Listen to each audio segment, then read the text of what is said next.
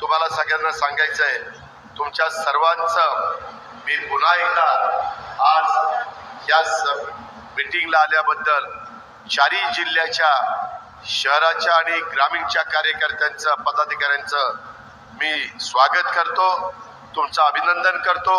संख्याक समाज आपल्याकडे महत्त्वाचा आहे। तुम्हाला काही महिला विचारतील 2100 रुपये देणार होता, त्याचं काय झालं? त्यांना म्हणा महायुतीनं तो शब्द दिलेला आहे। 5 वर्षाचं सरकार आहे। माझे एकंदरीत इन्फ्रास्ट्रक्चरचे पैसे आणि मूलभूत जे काही आपले प्रश्न आहेत ते एकदा रांगेला लागल्यानंतर परिस्थितीनुरूप मी सभागृहात पण सांगितलंय, आपण त्या वेळेस ते निर्णय घेऊ। परंतु काही म्हणत होते ती योजना बंद होईल, ती योजना मी बंद करणार नाही।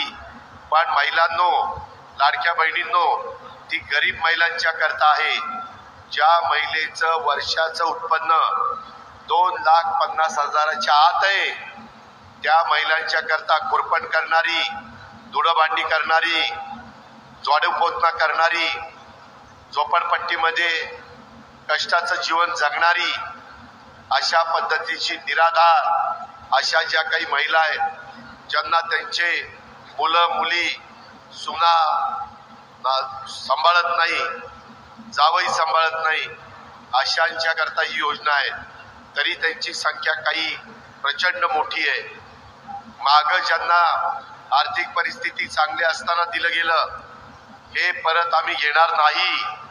पहिलं रक्षाबंधनाच्या निमित्तानं तुम्हाला ओवाळणी दिली, नंतर भाऊबीजेच्या निमित्तानं ओवाळणी दिली, आता होळीच्या निमित्तानं मला वाटतं 3000 रुपये दिले। अशा पद्धतीनं आपण पैसे देतोय। आदिती तटकरेचा पण त्याच्यामध्ये पाठपुरावा आहे। त्या पद्धतीनं इतरही योजनांना न्याय देण्याचं काम मी आणि आपलं महायुतीचं सरकार, मुख्यमंत्री, उपमुख्यमंत्री आणि सगळे मंत्रीगण आम्ही करू। एवढंच मला तुम्हाला सगळ्यांना सांगायचं आहे।